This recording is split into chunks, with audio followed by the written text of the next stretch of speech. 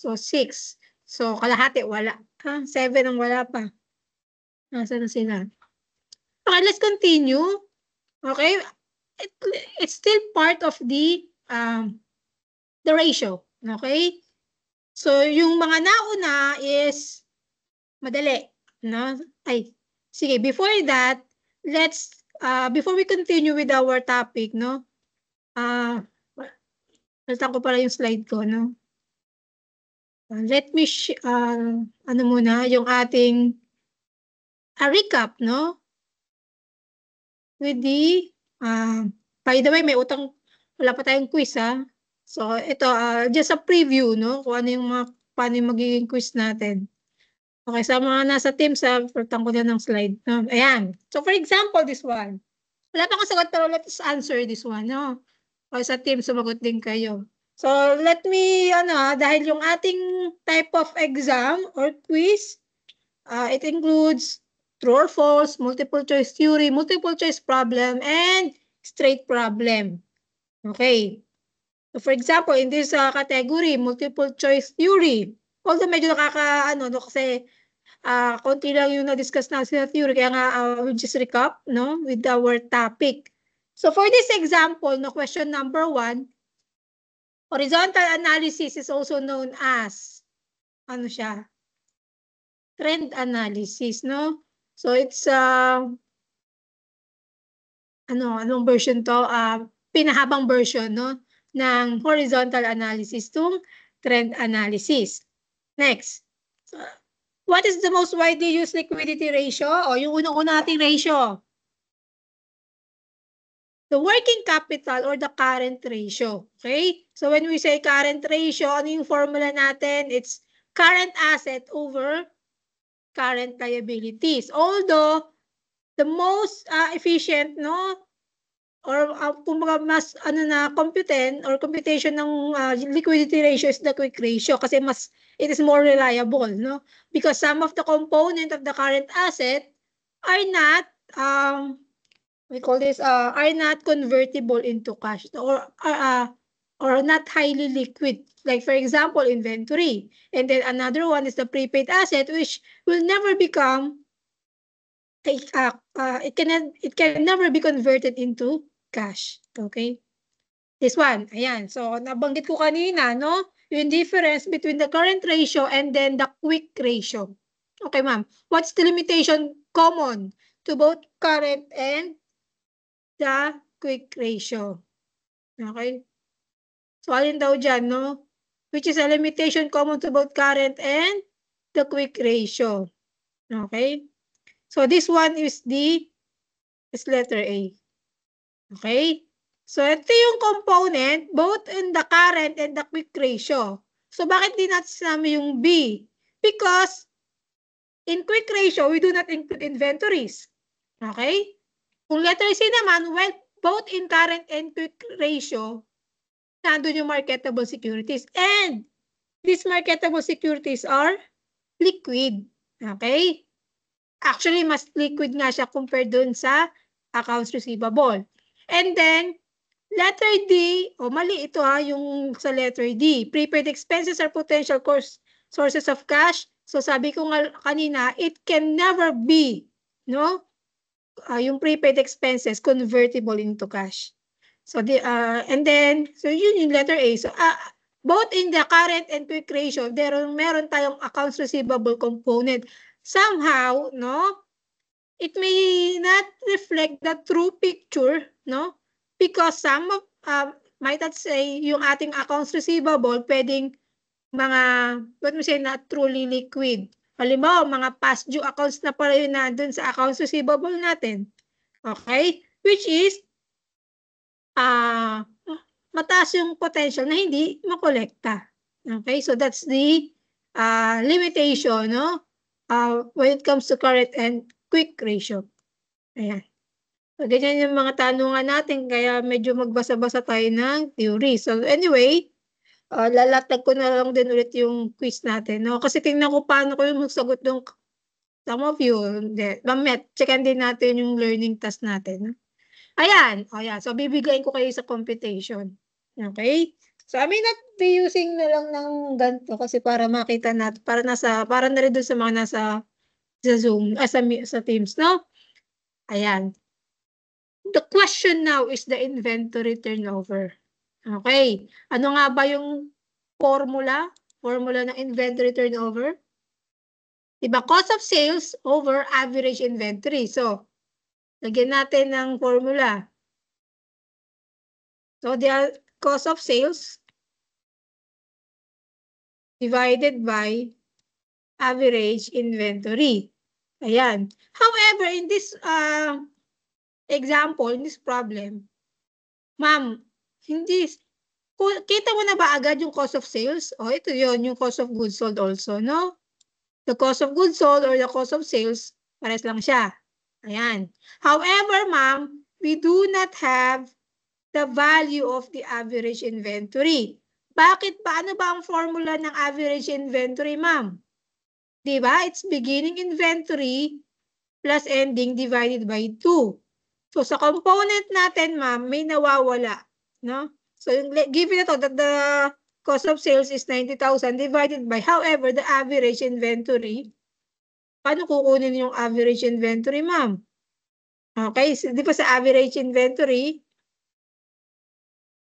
beginning plus ending divided by 2. However, ma'am, kung inapaplat natin siya, may beginning balance ba? Meron, yung 180,000. Ang nawawala, ma'am, yung ending inventory. Paano kung makukumpute yung ending inventory? Okay? So, let's say, from this component ng COGS natin or cost of sales, no? COGS na lang para maikli. Yan. Diba? Equals, ito siya eh, beginning plus purchases plus minus ending. Ayan. So, medyo lalayo, I mean, babalik tayo sa mga formula, no? So, apply natin siya. In this problem, the cost of goods sold is 960,000. The beginning inventory is 180. O marili to, ha? Paano naging beginning to, ma'am? Di ba ang beginning is January? O ito naman eh, December 2022. So, that is the ending ng 2022, which will be the beginning of your 2023. Okay? Plus purchases na given 900,000 minus yung nawawala natin si ending. Ayan. So, pag na lang natin yung formula, yan, lipat natin dito sa ending, ililipat natin sa kabila sino? Yung 960, di ba? So, lalabas yan 180K plus 900K minus 960. So, your ending will be, tama ba ako? 120. Yan. Yan. So, doon pa lang yun, ha? Wala pa tayo doon sa tanong mo, ma'am, na inventory turnover. From that, we can now answer, no? The turnover. So, yung average inventory will be 180. Hindi. Masasagutan natin dito yung average inventory mo, no? Plus 120K divided by 2, the answer is 150. Yan. Kumuha kasi ng calculator, no?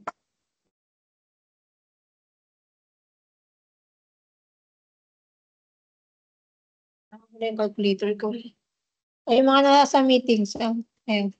Okay, sa Teams pala. Ayan. So, from that, 180 plus 120 divided by 2, 150. So, saka mo pala siya i-apply dito, di ba? So, may sagot pa sa choices, ma'am. 6.4. Yan, search letter D. Ang dami namang pinagdaanan mo. No? Ang problema kasi ito, no? Once, dapat alam nyo to, no? Do not forget yung average. Na in case, ma'am, na wala talaga walang beginning balance, ang available lang na information is ending. Literally na walang beginning because, let's say, that is their first year of operation. Okay? So, that's the time na yung ending inventory mo, di ba? Ending plus 0 divided by 2. So, yun yung magiging average mo. No? Wala tayong beginning because it's in a first year of operation. Okay? So, yan. So, next, meron pa ba, ma'am? Pahirap ng pahirap. The question now is the receivables turnover. So, again, yung formula naman niya, if we're going to apply yung formula, kasya ba dito yun? Ano nga ba yung formula? O, ulitin natin, ha? So, exam, okay. So, learning task sa quiz, that is online through Canvas. However, when we go to our midterm exam, okay, formula is not available. Hindi given, no? Yung formula. So, yung AR turnover is equals to sales or net sales divided by average AR. Ayan. O, i-apply ulit natin. Meron bang sales na given? Yes, it's 6.5. Okay? O, ito, swerte mo, no? Merong beginning at ending inventory na, ending and beginning balance ng AR. So, the average AR is yung 600 divided by 2. Okay? Halos binigay mo na, ma'am, no? Yung sagot, no? But then, ano yung pinaka-catch dito? Baka mapagbaliktad mo yung credit sales tsaka yung cost of goods sold, no? Ayan. So, for example, may mga given example na given yung cost of goods sold, yung sales, yung beginning and ending inventory tsaka receivables. Okay? So, ikaw mag-apply kung paano yung formula. Okay? From that, our average AR is 650. So, which will gives you an exact 10 times na AR turnover. Ayan. Okay, read natin. Okay? So, ganon. Medyo ano lang, nakakalito, pero kailangan kasi mag-practice tayo, no, ng pagko-compute. Ayan. Kasi pagdating ng midterm, wala tayong formula. Okay? I mean, you have to determine or to apply the formula. Ayan. So, tinuturo ko na lang mo. Okay. Ayan. Ma'am, bakit ano yan, ma'am? So, this is an example of, so, itong part na to, ayan, is the balance sheet account. Ito yung side ng asset, ito yung side ng total liabilities and equity. And this one is the sales, and this one is the cost of goods sold. So, ma'am, ano ang, makinig, ito yung para example natin na maging straight problem ninyo. Okay? So, ano to, ma'am? Yung mga space provided, yung mga nakakulay blue dyan, yun yung hinahanap na figures. Okay? 1, 2, 3, 4, 5, 6, 7, siyam. Siyam. Kumbaga, walang exact na tanong, but the question is, parang fill in the blanks, ma'am, based on the given information. Okay? So, ano ang una mong tatanda? Kumbaga, rumble-rumble na to ng formula. Okay? So, let's continue, no? Okay. Before ka mag-proceed dito, okay? Sagutan mo yung kaya mong sagutan dito sa equation. Okay? So, dapat dito, okay, blanco yung total liabilities and equity. Okay? But the total asset is given. O, may sagot na kayo dito? So, malamang, di ba? Your total assets equals your total liabilities and equity. So, therefore, so dito sa component na to, ayan, may masasagot na kayo agad. Because you know the general, no? The general equation ng accounting natin, that assets equals liabilities and equity. So, therefore, kahit pagbalik-baliktarin mo yan, ang lalabas, kung ang given na yung total assets, so therefore, your total liabilities and equity is also 300,000. Okay? Ayan, ma'am. Anong una kong sasagutan? Okay. Lagyan natin ito ng formula, no? Yung debt ratio is liability divided by asset. Ayan. So we cannot proceed, okay, with the given data dito sa debt ratio because hindi pa kumpleto yung liability section natin. Okay? O yan, no? Kulang pa yung, ito yung dalawang liability section, yung accounts payable and long-term debt. But then, the accounts payable is not yet available. So we cannot continue with the given information into debt ratio. As well as, lalo na yung quick ratio. Because walang laman, ma'am, yung ating cash, AR, and inventories. Okay? Can we go now with the total assets turnover? Not yet. Bakit, ma'am? Because one of the component in the AR turnover is the sales. Blanco nga yung sales mo eh. Okay? May sasagot pa ba tayo dito, ma'am? Meron. Okay? So, from that, okay, ano ba yung formula ng asset turnover? Baka masagot natin ito. Silip tayo sa ano ni ma'am, sa formula.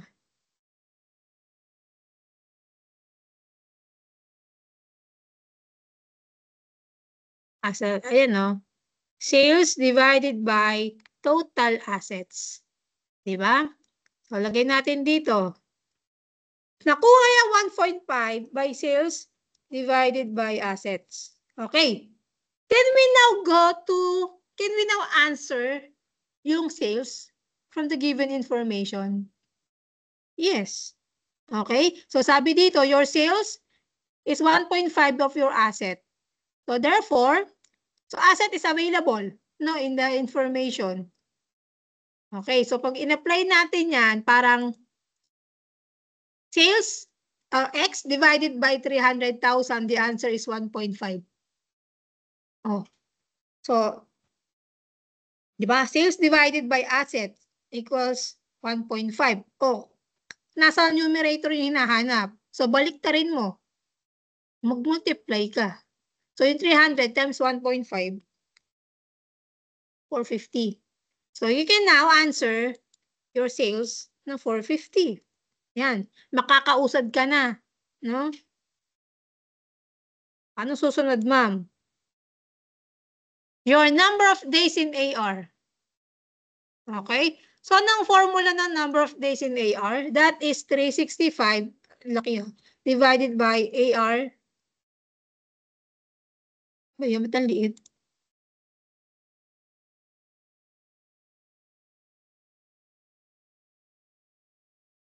Makakausad na ba ako dito? Mamaliit eh.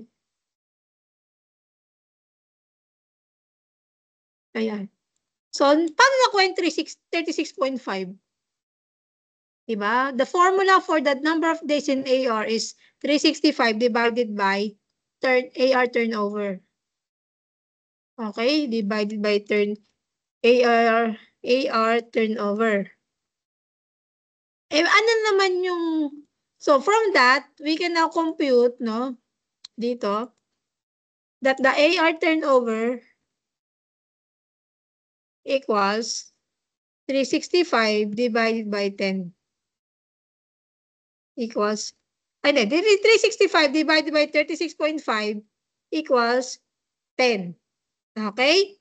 So, from that, ma'am, so, ano pa ang pwede nating sagutan? Makukuha na ba natin dito yung AR? Okay. Can we compute for the AR? Yes, pwede. Okay? Paano? Using your AR turnover, di ba? So, paano mo nakuha yung AR turnover? 10. Yung other formula to determine the AR turnover equals to sales, di ba? Over average AR. May given na tayong sales, ma'am. So, yung turnover mo is 10 equals, kano yung sales mo? To 450. Ang nawawala na ngayon ay AR. Ma'am, masasagutan ko na ba yung average AR? Pwede na. Di ba? O, paano mo makukuha yung average AR? So, yung average AR mo equals yung sales mo. 450 divided by 10 equals 45,000. That is the AR average. Okay? I-multiply mo sa 2. So, 90,000 yung ending receivables mo. Okay? So, may laman na yung accounts receivable mo. Sana magbalanse sa dulo, ma'am, ha? Ayan. Ayan, no, paikot-ikutin mo lang yung formula, okay? Sasagutan na ba natin yung susunod, ma'am? Ito. Can we now answer the cost of goods sold? Okay. Meron tayong tinatawag dito, no? Binigay ko yung for ito. Highlights to that, no? Gross profit margin. So, when we say gross profit, no? Yung sales minus cost of sales mo is your gross profit. However, in this case, naka-percentage lang or naka-ratio. So, which means, ma'am, yung sales mo is 100%, yung cost of goods mo ay 75% of your sales. Okay? Kasi sinabi yung gross profit margin, no? So, ibig sabihin, 450 minus X divided by 450, the answer is 25%. So, which means 75% of your sales. Okay? To answer that, so we already have your sales of 450 times 75%. So that will be your cost of sales or cost of goods sold. 337,500. Mabubuo na ba ang equation, ma'am? So nakuha mo na ang cost of goods sold. Makukuha mo na ang ending inventory. Okay? Masyado lang masikip dito. Ayan, sige. So, paano natin makukuha yung ending inventory? Your average, your inventory turnover equals COGS divided by average inventory. Ayan. Ayan. So, from this formula, pwede na natin masagutan yung average inventory. So, given naman yung turnover mo na 5. And we'll also have your 337,500 na COGS. Ang nawawala is yung average inventory. Ayan. Can we now answer the average inventory?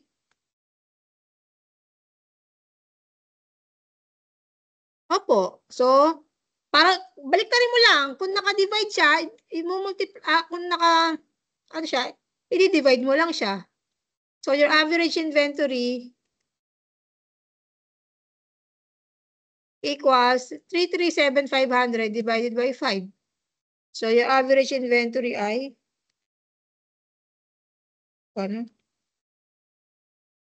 67,500. That is your average AR.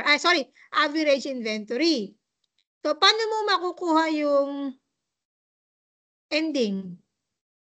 Ita-times mo siya sa 2. Okay? So, magkano yun? 135. So, yun. So, remember, para mo mapalabas yung average, no? Let's say, your ending inventory is 135. 135 plus 0 divided by 2. 67,500. So, your inventory is 135,000. Ayan. Sorry. Can we now answer yung debt to equity ratio? Yes. Sorry, not yet. No? We can now answer the quick ratio. Nakukuha ba natin yung quick ratio? Yes. Ay, hindi pa pala. Hindi pa, ma'am. May missing figure pa ako. Ano ang nawawala? Yung cash.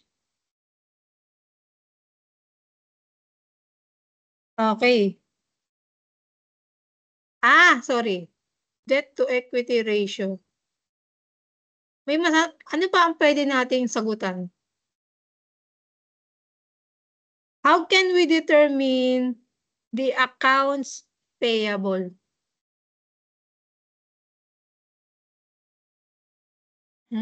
Ay, pwede na pala. Sorry, kanina. So, if our formula to debt ratio, let's say your debt ratio ay, yan no, total debt divided by total assets.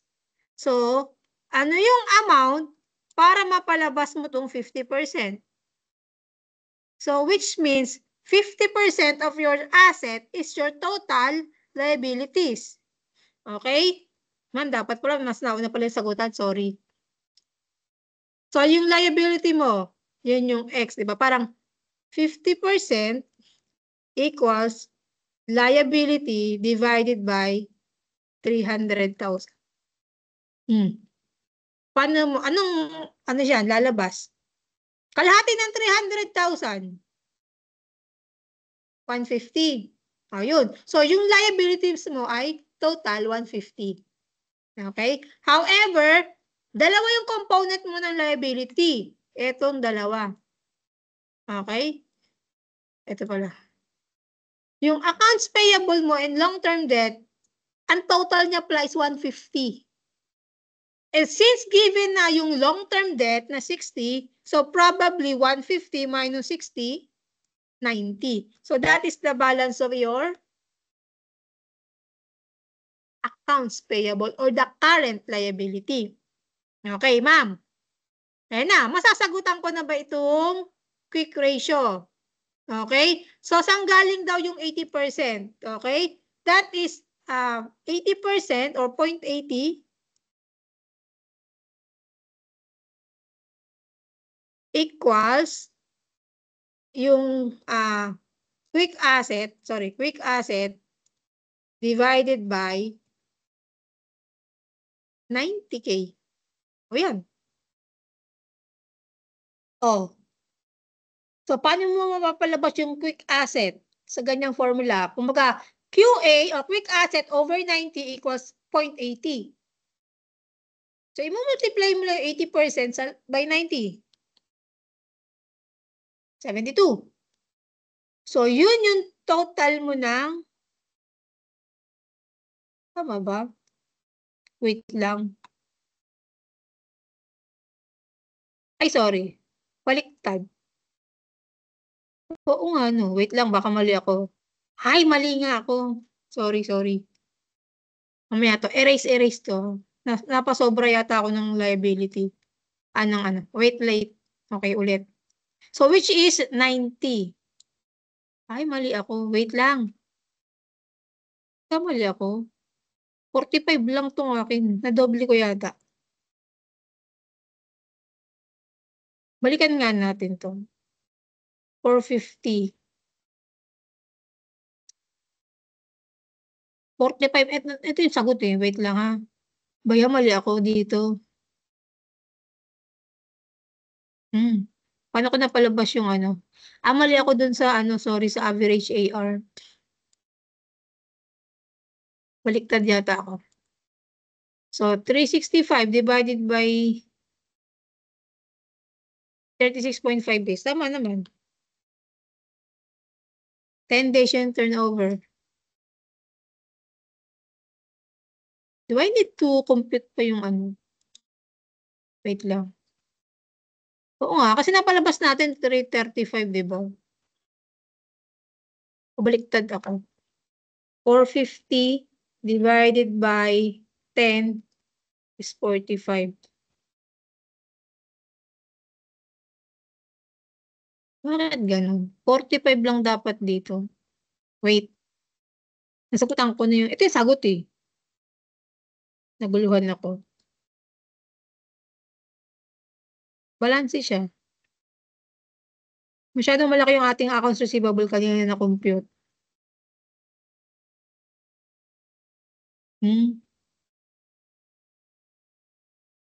45. Kukumputin ko pa ba yun? 45. Wait. Oo nga. Wait na nga lang. So that will be 45. Naguluhan tuloy ako. Ito yung sagot ko yun. Ba't nagkamali ako ng ano? Mamaya, balikan ka na kita. Tama naman. Wait ha. Dito ako balikan kita. Ay, bakit ganun? Tama naman. Sales over 1.5.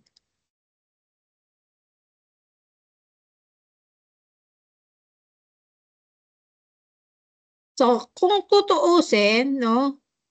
So, tama. 90. Tama naman sagot ko, 90. 80%. So, dapat, ang total lang nitong dalawang to ay 72,000. Because, may naiwan ba ako?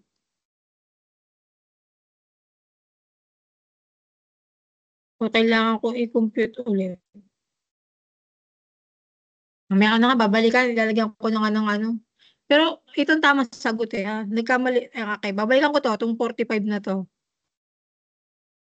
Hindi dapat doble yun eh. Okay? So, yan. Babalikan kita mamaya, ha? Kalimut. Hindi, ito yung tamang sagot na.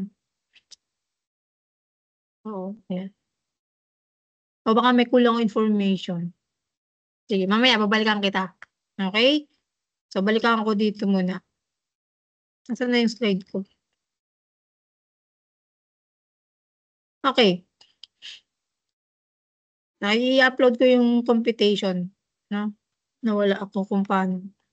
Balikan ko tayo dito sa ano. Saan na yung formula ko? Ay, ito pala. Ay, hindi. Ayan. So, doon sa learning task, meron doon isang tanong na hindi pa natin nadaanan, yung market ratio. Pero tama ba sagot nyo? O nasagutan nyo ba yun? O pinasagutan ko ba yun? Sinagutan nyo naman. Oo. Ayan. So, dito tayo sa profitability. Ha? Okay, sorry. Yung market ratio, I think dito na tayo sa ano, book value. Wala kayong topic or hindi kayo nakapag-corporation. May corporation ba kayo? Na hindi law ha, yung accounting for corporation? Hindi rin. Pero na-introduce sa inyo yung share capital? Yung shares of stocks, common, ordinary?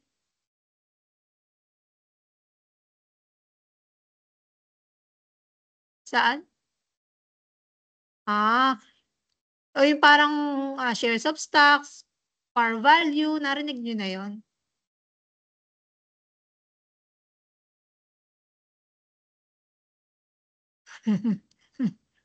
Okay. So, dito, ito kasi, itong book value, no? It is applicable doon sa corporation na may stocks.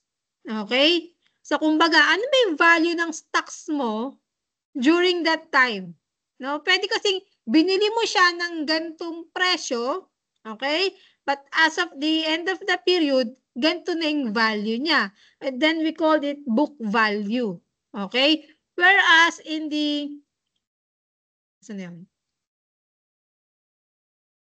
Whereas yung mga, saan na ba yung ano? Saan na ba ito? Hindi, wait lang.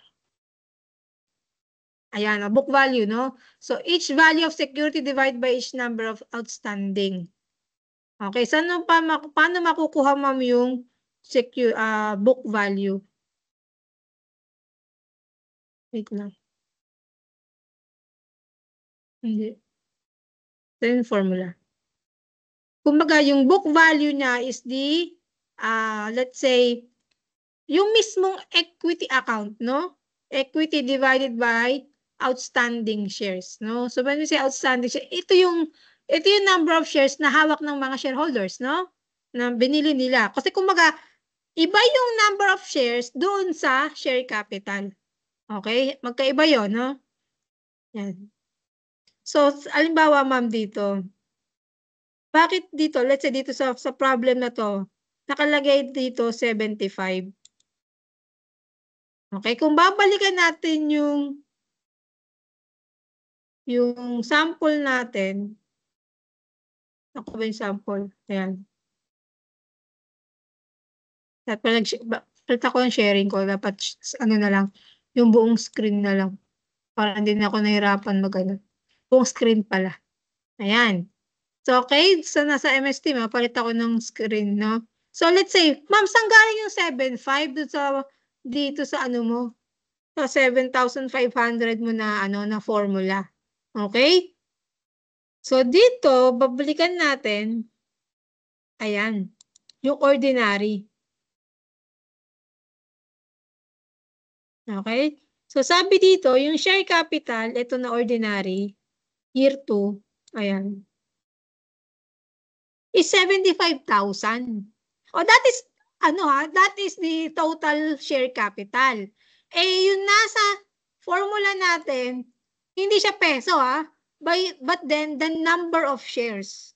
Okay? The number of shares outstanding, hindi siya peso, hindi siya peso equivalent, no? Yung nasa baba natin na na formula. Okay, saan galing 7.5, ma'am? So, dito, 75,000 divided by 10 peso par value, which is 7.5. So, yun yung outstanding shares. Okay? So, yun yung outstanding shares na gagamitin natin sa formula. Okay? So, kumbaga, baka magtanong, saan lumabas yung 7.5, ma'am? So, dito siya, yung 75,000 share capital divided by 10 peso par value. Okay? So, for example, ba't sinabi natin par value? Ito yung nasa books or nasa articles of incorporation ng company na korporasyon na pag sinabing ito yung nominal value, no, ng kanilang binebentang shares initially. Okay? So, pwede kasing bilhin mo to na more than 10 pesos yung value. But the par value will remain 10 pesos. Okay? Magkaiba yung par value sa book value. Okay? At iba pa rin yung fair value. Okay? So, kumbaga yung par value sa articles ni company, nilagyan niya ng value. So, for example, pag bibili ka ng shares of stock, ang isang stock, ang par value ay 10 piso. Pero pwede mo siyang bilhin or ibenta ng more than 10 pesos. So, kumbaga yung pinaka-threshold mo is 10. So, yung excess mo, sa ibang accounts na siya papasok or we call it share premium. Ayan. So, now, kaya ayun yung lumabas. Shares of stocks, 7.5. No? Ayan. So, ayan. So, capitalization, it's more on But then, okay. So, nakita ko lang common errors ninyo kanina. O, binisita ko lang mga 3, 2, 4 o 3 yung binuksan ko kanina na na learning task, no? Okay? So, yun lang naman. So, kung nasagutan niyo yung ang tawag doon, yung market ratio, yun lang naman siya, no? So, okay. Let's go with the learning task, ma'am. And then later. Yeah. So, ito lang din, pero ang sabi ko, ang mas magiging, natin, concentration, no, sa mga quizzes and exam is yung mga naunang ratio. Okay? Yung mga naunang ratio, yun yung importante. Okay? Yan. So, balikan natin yung learning task ninyo. Okay? Mag-share na ako ng ay hindi, naka-screen share na pala ako, no? Okay. So, yung mga una, ayan, sige. Explain ko lang, no? Meron kasi unang nabuksan kong sagot. Okay. Ayan. So, this is problem number 1. Ito, sinagutan ko na, ha? So, sabi dito, okay, the company had net income of 4 million. Natatandaan nyo ba yung mga sagot nyo? Okay. So, using the 2021, ibig sabihin, our base, no, ng increase or decrease is the 4 million. Using the 2021 as the base year, net income decreased by 40% in 2022 and increased by 110 in 2023. So therefore, compute the net income reported by the company for the year 2022 and 2023. Natandaan nyo ba yung sagot nyo? Tama ba kayo? Sa una, sabi niya. Okay. Masyado yata mataas yung naging sagot nyo doon sa pangalawa, di ba? Ayan. So, when we say that, tama kayo. So, tama nga ako, no? Unang bunot ko. Yun ang sagot ninyo, no? For number 1, yes, paano nakuha yung 2.4? So, ano lang naman, the 4 million times 60%, no? Or parang ganito siya eh, times 1 minus 60%. 1 minus 40%. So, the answer is 2,400,000. Ngayon, nasa 8, tama ba? Nasa 8 ang sagot nyo? 5. Saan galing yung 5? Yeah, so doon ako yung 2.4, no? So parang pag sinabi niyo, di ba? 4 million, parang ganito siya, 4 million minus 2.4. 4 million minus 2.4 divided by 4 million. 40%. Yun yung increase. Ngayon, pagdating sa pangalawa, paano nyo nakuha yung 5? Ano sinasabi? There's an increase. However, parang ginamit yung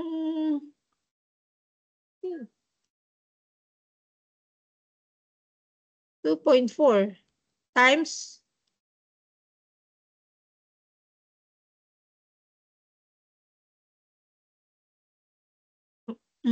So from that, no?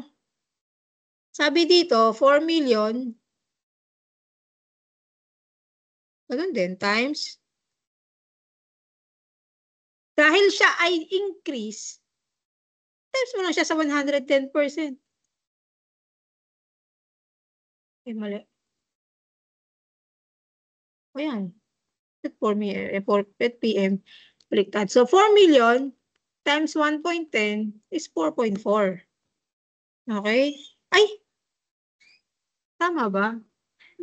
Mali yata ako. Wait lang.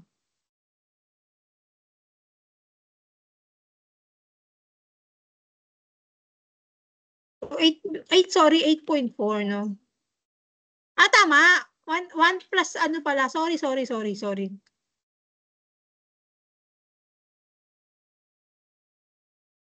1 plus 110.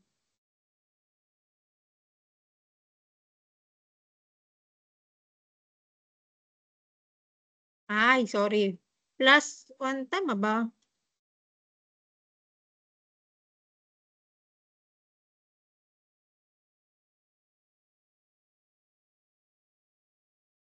Ayan. Ayan. 8.4 pala, sorry. Tama pala. 4 million, sorry. 4 million plus, times 1 plus 1.10%.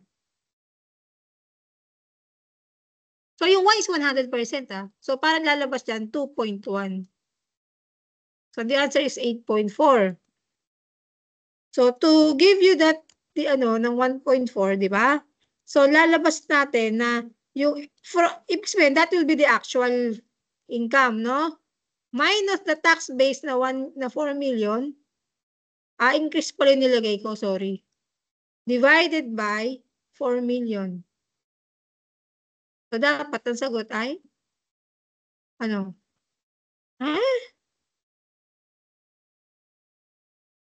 110%. Yan. So, 8.4 minus 4 million. So, there's an increase of 4.4 million. Okay, so from that increase, you divide it into our base of 4 million. So, the answer is 110% increase. So, you'll just justify na, ayan, 8.4 yung sagot. Ayan, increase po rin na ilagay ko kanina. Okay? So, parang 1 plus the increase.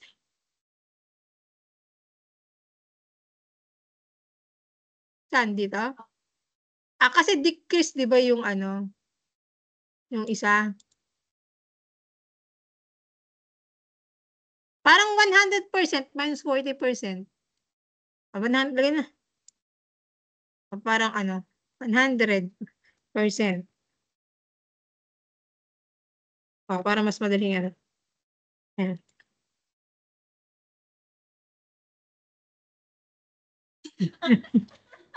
Bakit? Parang hindi ko magkano. Bakit?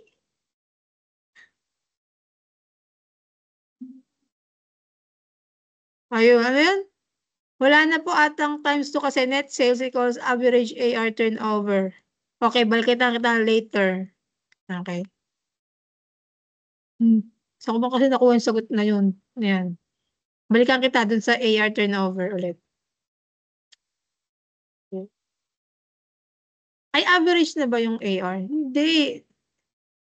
Wait lang. Hanap mo kasi pinaghanapan ko nun. Okay, balik muna ako dito sa ano. Sa learning task ninyo. Oh, nakuha na yung 110. So, kung justify natin ito yung sa isa, yung 20%, ay yung ano, diba? 4 million, okay? Parang 2 million minus 4M equals 1.6M divided by 4M. So, yun yung decrease ng 40%. Ayan. Ayan. Kasi kung ang sagot nyo ay 1.6, yun yung amount of decrease. No?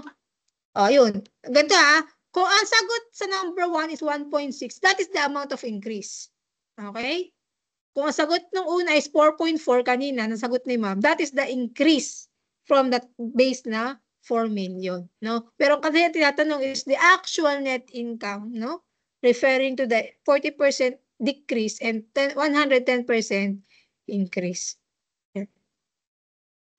So, yan. So, balikan mamaya ito natin. No? Sige na, sagutan natin. Number 10. Number 10. 10 pesos, ma'am. Paano nakuha yung 10 pesos? Diba? Stock price or divided by, ano siya? Book value per share. Ang problema, ma'am, paano makukuha yung BB per share? So, you have your equity divided by outstanding shares. So, dito sa problem natin, book value equals, kano yun? So, magkano equity natin? 6 million. Magkano yung outstanding? Ilan? No, not magkano. Ilan ang outstanding shares? So, given sa problem, 800,000. So, the book value is 7.6 million divided by 800,000. So, the book value is 7.5 per share. So, from that, masasagutan na natin to. The stock price of 75 divided by 750 per share. So, the answer is 10. Yeah. Nalito ako dun sa kanina. 90.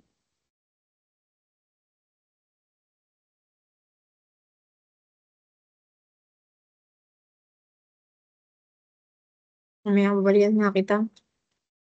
Nagulumihanan ako dun sa kaninang sinasagutan natin. Okay. Next. Wala pa magbabantay, no? O, ano sila? Lilipat na ba sila dito? Dito ba sila? Sa kabila? Oh, tama ba kayo sa 10? May ilang points ang gusto nyo? Hindi naman. Ano ba? Kung nasa canvas yan, no? Sa canvas kasi pag mga ganyan ng tanong, o walang kama, walang peso sign, no? Yan. Kasi si ano ang mag-check nun, di ba si Canvas, no? Pag mali yung, pag naglagay ko ng peso sign, may ano yun, hindi yan itatama. Okay? So, dito,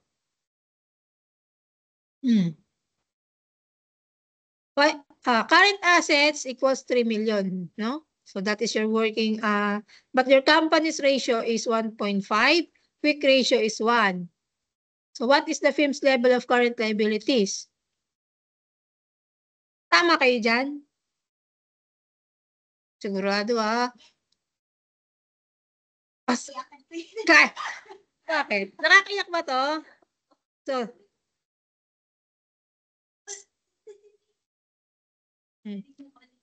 diba? So, 3M divided by, inahanap natin si CL equals 1.5. O yan. So, parang si CL is 3M divided by, tama ba? 3 divided by 1.5 divided by 1.5. So, si current liability is 2M. Okay? So, yan. What is the firm's level of inventories? Okay. So, you have your given quick asset ratio of 1.0. So, paano ba to? Si 3M minus inventory, okay, divided by CL equals 1. Okay? So, si 3M ulit minus inventory. Ano ko ba siya ano? Hindi. Lagyan ko na kasi ano. Divided by, magkano yung 2M? So, may available na tayo is 1. So, paano siya ililipat na lang?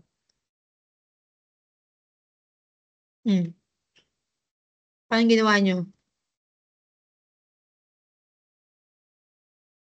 Inventory equals 3 million. Ano na? Oo nga naman pala. No? Pinahirap mo pa ako, ma'am. No, di ba? So, ibig sabihin, your quick asset is also equals to your current liabilities. Di ba? O yun. So, that is yung ano. So, ibig sabihin, yung quick asset mo is 2M. Your CL is 2M. Okay. So, yun lang naman pala. Gusto ko, papahirapan mo pa ako. 3M minus 2M. 1M, yung current, yung inventories mo. Ayan. Saan nag-ano? Kaya nyo naman to, no? Sa pagdating na ng mga exam, midterm. Kayang-kaya.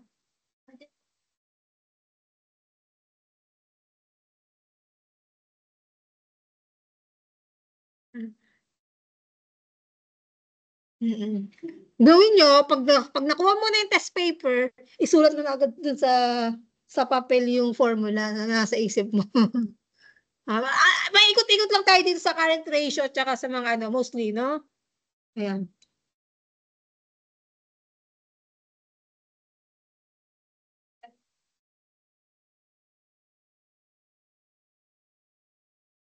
Hindi ka, hindi ako mapakali dito sa sinagutan ko kanina eh, no? Mamaya kita babalikan talaga. Nasagot ako na before yun eh. Wait, dito tayo. May sagot na ba ako dito? Ayan, may sagot na. Okay?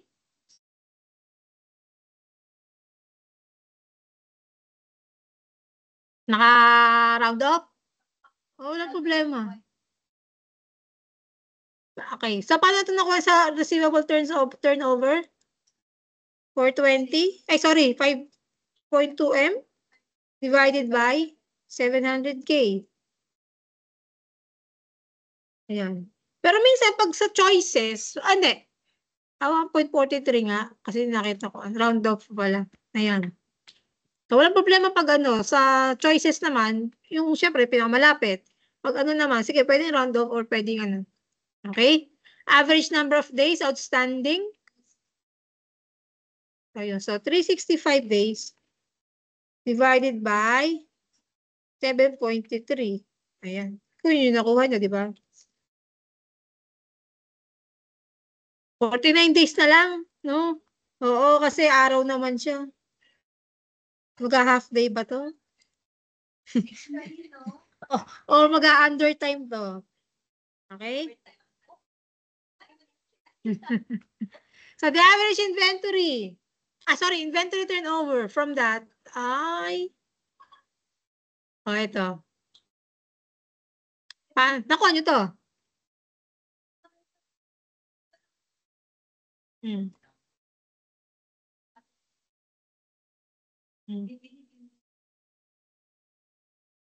Okay. Ang wala dito, di ba? The formula is COGS, no? Over average. However, sa COGS, hindi pa siya available, yung information. Ang available na sasabi dito is the gross profit is 20%. So, ano ulit yung ano natin dyan kapag ano? So, ano ibig sabihin ng gross profit rate is 20%? So, ibig sabihin, yung cost mo is 80% of your sales. Okay? So, lagay ko na dito. So, yung COGS is, ano siya? Ito. 80% of your sales. Magkano yung sales mo? 5.2 million times 80%.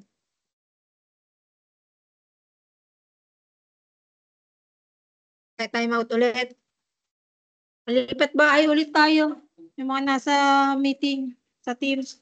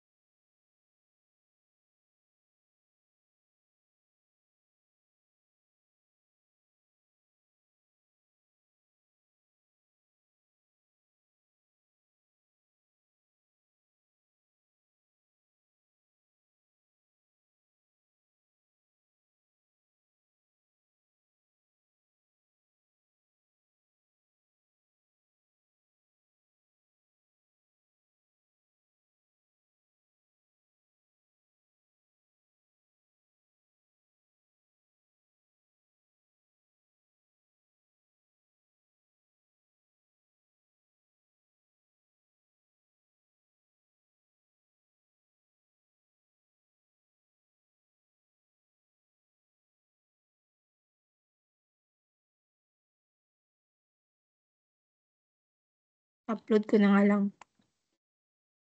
Sorry, nawala. Hindi na kayo nag-chat na nawala ako. Lumipat kasi. Wait lang ha. Wait lang. May papakita ko. Yan ako mag-share. Wait lang. Try ko muna ha. May lilipat lang ako.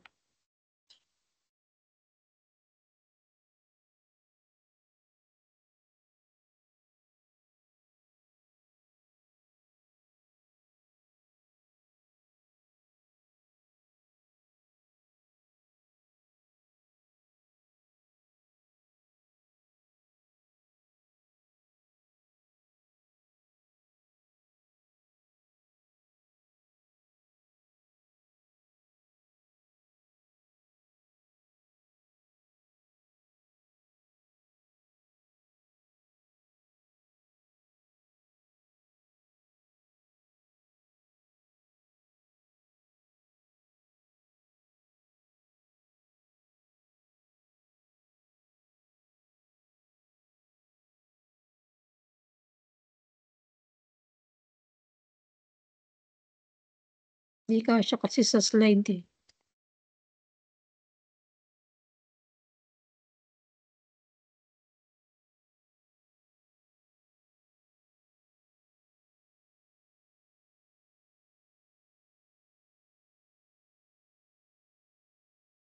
Ayan.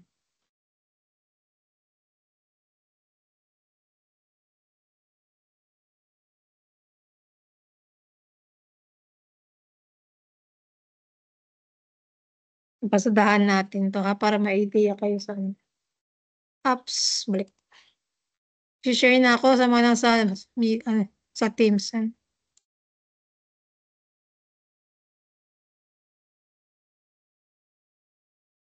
Ayan.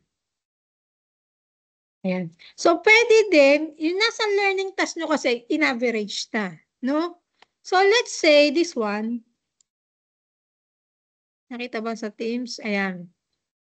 Ang information is 2 years. Okay? Ayan. But don't worry, ang question lang naman is for the current year.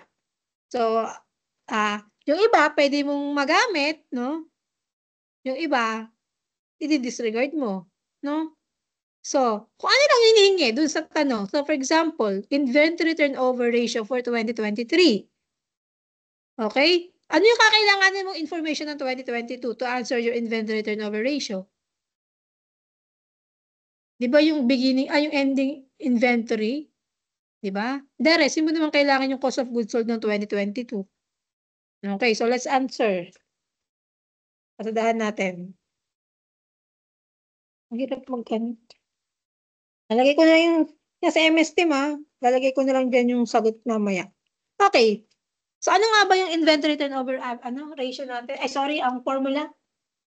COGS? COGS over average. Okay. Okay, lagyan natin ng figures yung COGS ninyo. Alin dyan ang cost of goods sold? For 2023? 600,000. Ano ang average inventory natin? Yung beginning natin. So what will be your beginning inventory? 150. Okay, so 150 plus 130K over 2. So do we have your answer for the COGS na natin?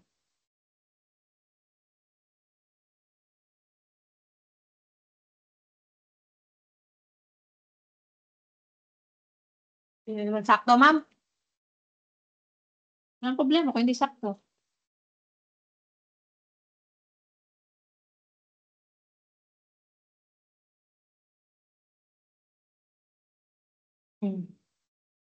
Kano yung lumabas sa atin?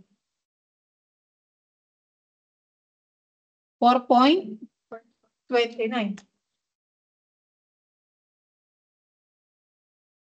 The average days in inventory. So, kung nasagutan mo yung number 1, you just divide 365 by 4.29.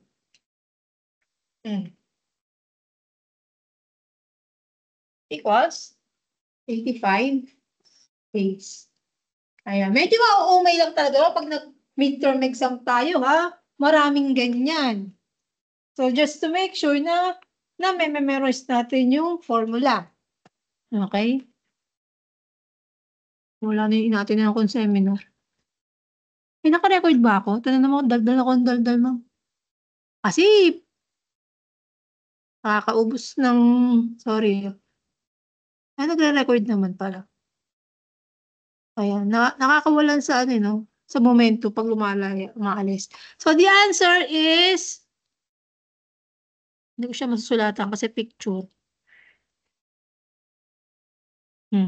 Nakalagay ko dito.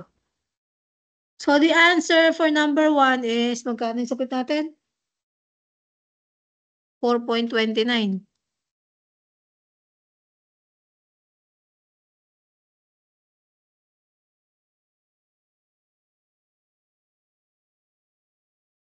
Basahin 4.29. Ito ay 85 days. Okay. The number of times interest earned ratio in 2023. Ano ba yung formula, ma'am? Balikan ko to. Ako rin, minsan nakakalimutan yung formula. May make sure ko lang na. Times interest earned ratio. Ano yung, it's more on the leverage, no? So, ang hirap dito, ma'am, given na ba interest expense? Yes. Income tax expense? Yes. So, what will be the formula ng times interest? Ano ba yun? Insonahan. So, idadagdag lang natin dito sa ano.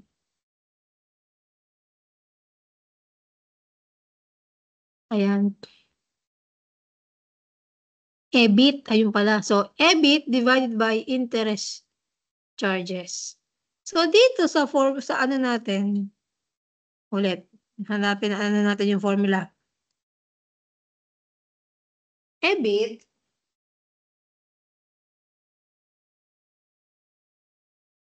divided by interest charge. Ngayon, from the word EBIT, no? Earnings before interest and taxes. Okay, balik tayo dito sa picture.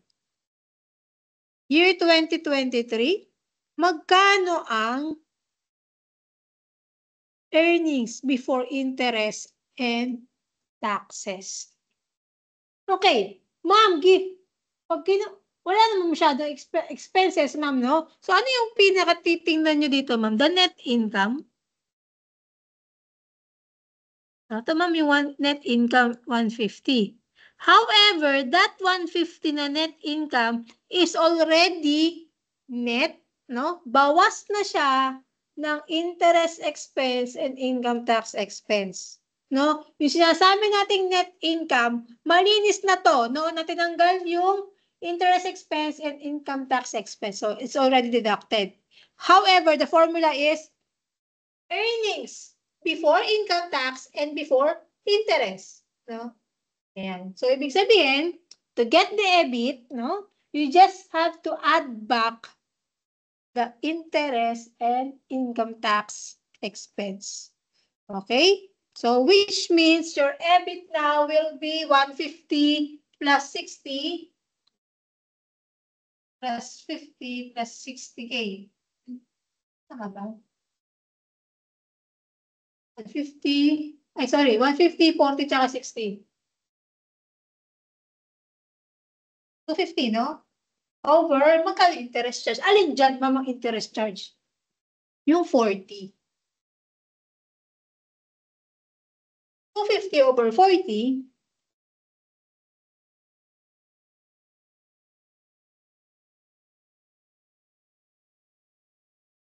kano lumabas? 6.25. So, yun. So, that number of times interest earned in ratio is 6.25. Wait. Point pa. Kaya yung point. Hirap naman na ano. Yan. Let's go with number 4. The receivable turnover ratio for 2023.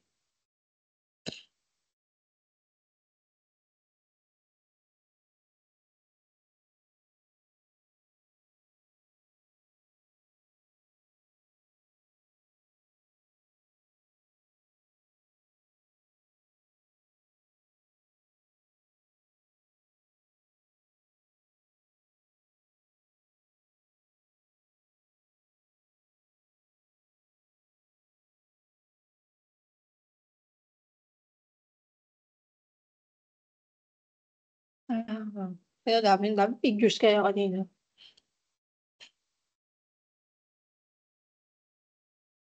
Siya nagkakalayo sa kanina dun sa...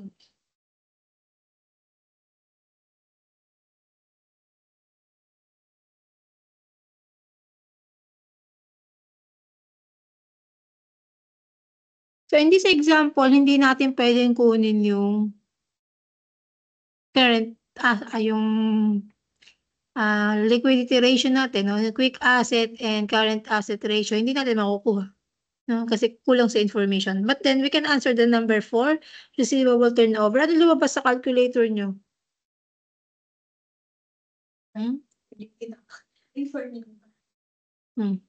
So, ano ba yung formula ng receivable turnover? Net sales? Yes. Over average, AR or inventory? AR. Magkano net sales natin sa 2023? 800,000. Over your average AR. 175 plus 200K divided by 2. Tama.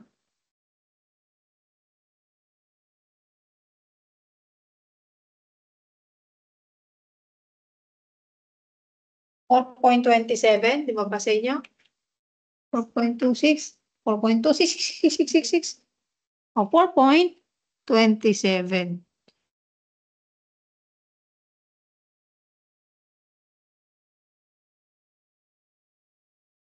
Yeah. Ano pa ang pwede mong itanong dyan, ma'am, sa question na yun? So, kulang ng information. Wala. Meron tayong, we have total asset. We have current and long-term liability. Okay.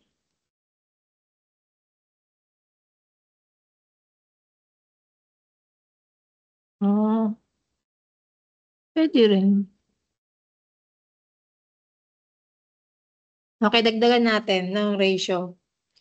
Debt to asset ratio.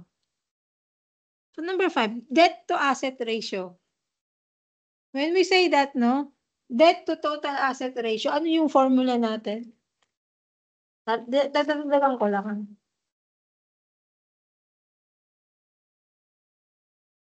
Okay, so pang number 5 na tanong ni ma'am.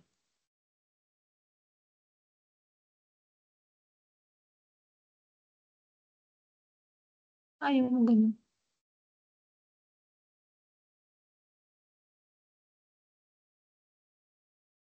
Tumala yung aking sagot dito. Sagot natin.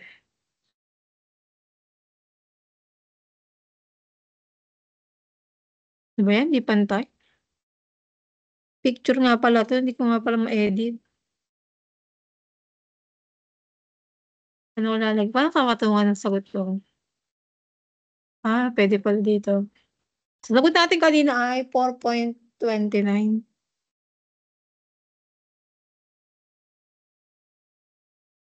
Hirapan pa ako. Pwede naman pala. So, this one ay anong sagot natin dito? 85 days. Ito ay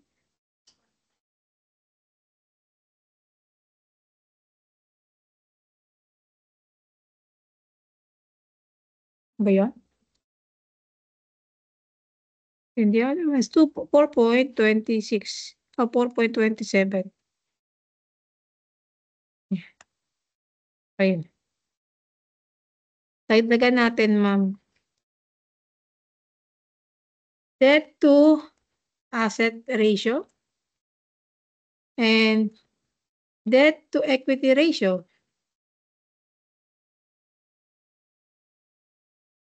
Yan.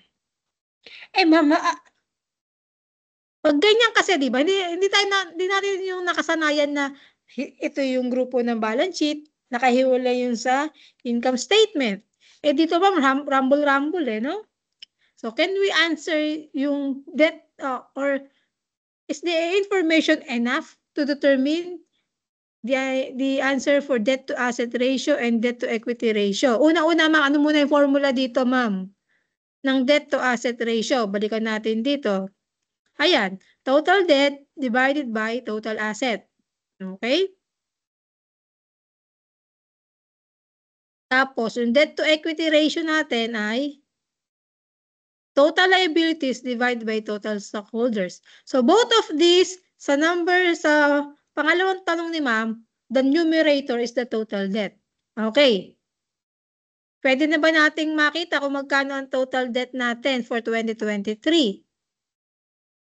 And then also, the total asset. Given ba yung total asset? Given sa problem, di ba? Eh, how about the debt? And how about the equity, di ba? Makakapag-supply kaya tayo dito ng information for the debt to asset ratio using this given information? So, alin dyan sa 2023 lang tayo? Alin dyan sa 2023 ang bubuo or magko-compose ng total debt?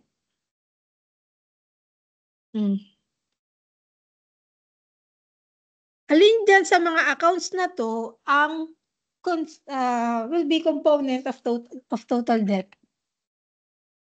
Based on the account. So,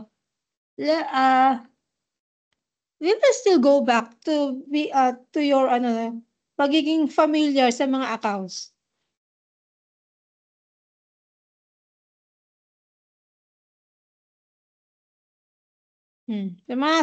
Sa Teams. Okay. Can we provide the information on the total debt to asset ratio? Pwede ba siya nating masagutan? Wala sumagot. Yes, yes po, ma'am. Hindi, kayo na pa niya sagot yan eh. Anong ang mga nasa MS Teams?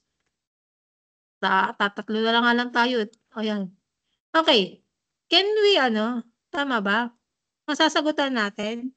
So, dito sa column na to, ano ang total debt dyan?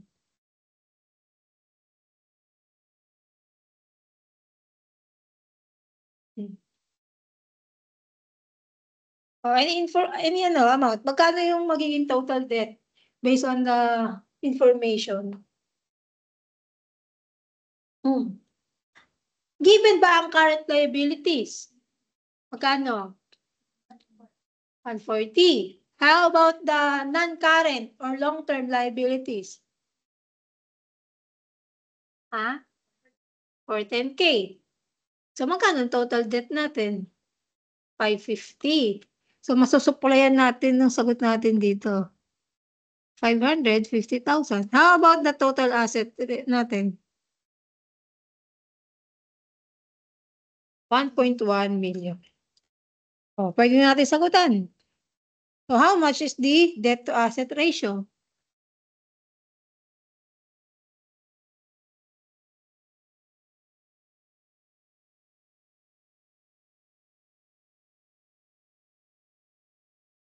Ano ang sagot?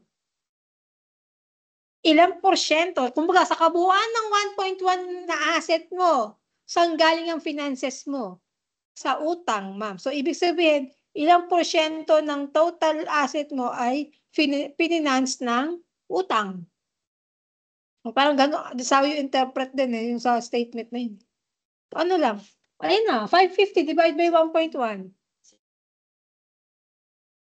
Ayan, Ako minsan nalilito sa 0.5, no? Mas komportable ako. 50%, ma'am. Kasi, pag iano ko sa calculator, minsan magiging 5% lang eh. Hindi ako magaling sa ganyan na ayan. Or 50%. Okay? Eh, how about the debt to equity ratio?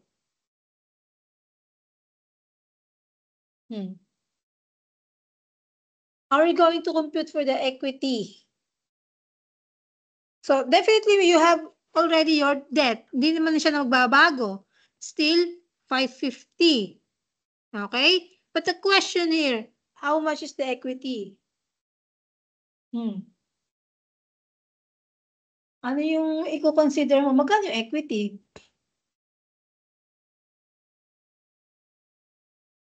Paano ba makukuha yung equity? Sige, malapit ka na. Assets minus. Assets minus liability. Magkano ang ating equity? Hoy, sa exam, hindi pwede yung... Wait lang. Oo, wait lang nga, malapit na eh. Ano na, makukuha ko na. Oo.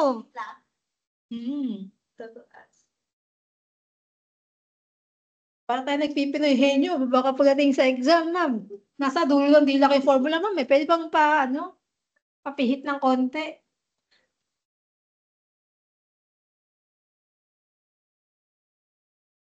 Magkano equity natin? 550 din? 550. Oh, di ba? Di 550 din. So, nakuha yung 550? 1.1 minus liability 550. So, your equity is 550. So, your debt to equity ratio is 1.0, 100%. Diba? So, lalaroin nyo lang din yung formula.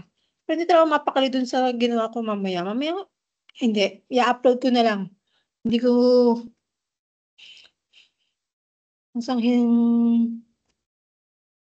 hindi nga. Normally, yung kulang statement ko, dapat average.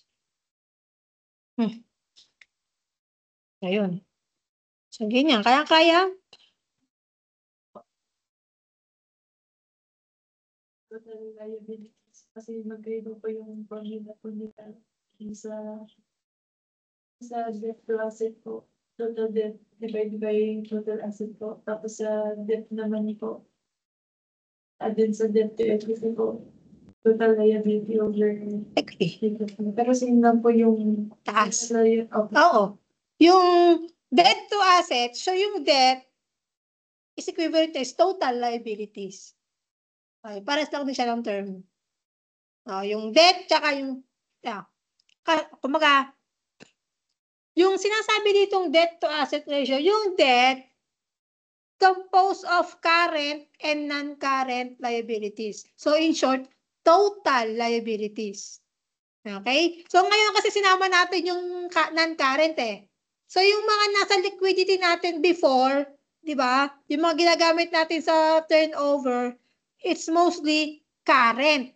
So, ngayon, dito sa ratio na to, we include yung non-current liability. So, ito itong long-term debt. Ayan.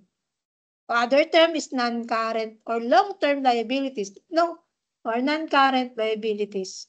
Okay? So, ulitin ko yung long-term debt, pwedeng ang mga terms dyan ay long-term liabilities, non-current liabilities, or non-current obligations. Okay? Ito yung mga ibang terms doon sa non-current. Okay? Or long-term debt, mas common na Kasi nandun na yung word na long. So, ibig sabihin, non-current yon. Okay? Hindi siya relevant sa pag-compute ng mga liquidity before. Ayan. Pwede na ako ipalabas. Okay. Dagdag ko lang, ha? Yung sales, ayan. Diba? Sa pagkuha natin ng receive AR turnover, okay? Yung ating, remember kasi baka may mapigay akong ganitong example, ha? Remember dun sa AR turnover, okay? Very particular daw, AR turnover. Net sales over average AR. So, ano ang concern, ma'am? Yung word na net sales, referring to net credit sales. Okay? Or all sales on account. Okay? May mga chances na, for example, ang sales ay nakalagay, sales. Ang give us a problem, sales. 1 million. Okay? Tapos nakalagay dito, 80% on account. Okay. So, magkano ang gagamitin mong net credit sales? Kasi minsan, total sales lang, lalagay ko. Pero meron doon, may narrative doon na out of the 1 million total sales, 80% are on account. Or kaya naman 20% are cash sales. So, magkano ang gagamitin natin numerator doon? 800,000. Okay? So, yung magiging net credit sales mo is 800,000. Okay? Pwede ang statement na hindi ganito. Nakalagay lang naman, sales, or kaya 15% cash sales. So, ano ibig sabihin naman ito? Pag nandun sa statement, 1M pa rin, 1M. Total sales, 1 million, 15% are cash sales. So, magkano magiging net credit sales natin? Ay, cash.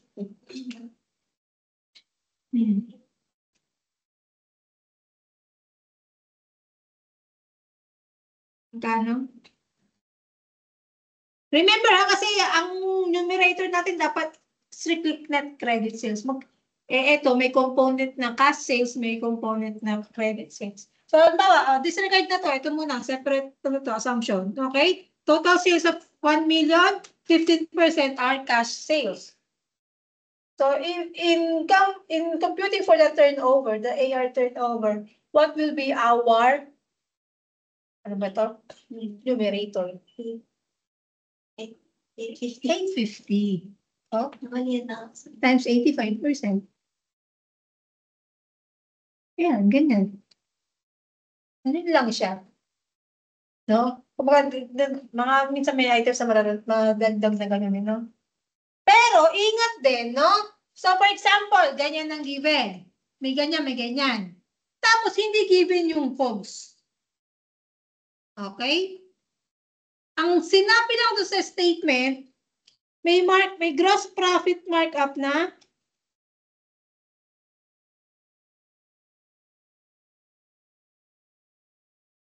of 35%. Yan. Ang given lang is 1 million. So, balik tayo dito, no? Balikan ko ito. Okay. So, for example, ang given ay, we have 1, no? 15% is based on cash. But then, when it comes to COGS, okay, ang statement lang ni ma'am, gross profit markup, 35% of sales. And for example, a statement. So what do you think will be the cost of goods sold?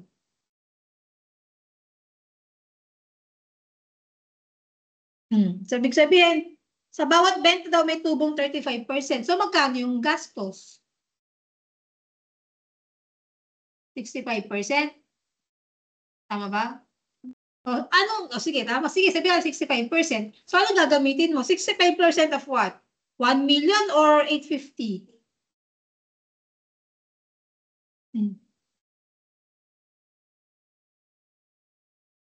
Tama naman. We will use 65%.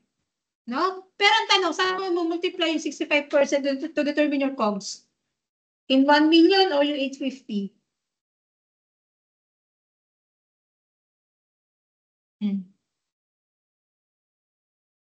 Sa 1 million. Sa 1 million pa din. Okay? Yung COGS mo sa statement na yan will be 65% of 1 million. Regardless kung to ay component niya ay kung hindi mo titignan kung anong component niya ng cash tsaka ng net credit, no?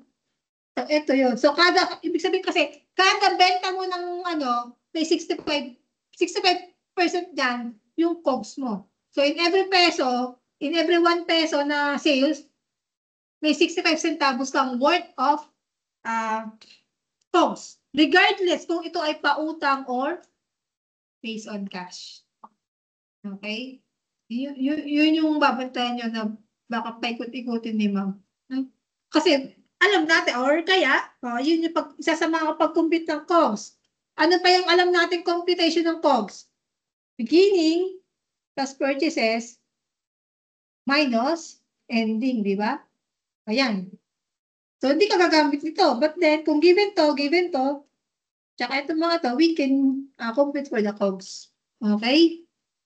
Ayun, yun lang naman. Tapos, pa yung mga tinatanong ni ma'am. Siyempre, yung mga hinahanap sa ayun pala, sa increase decrease, bawa makalimutan yun. Yung sa trend, sa horizontal analysis. Ayan. Kasi siya sabi, kasi kailangan nyo na mag-quiz, no, about this, no? Yung una, learning task. So, I think it's time na pwede tayo magbigay pa ng quiz regarding dito. Okay? In preparation to your midterm exam. Ayan. So, pag-practicean nyo. Paulit-ulit. Para ano dyan, kayo, discard nyo kung paano kayo paano kayo magme-memorize ng formula.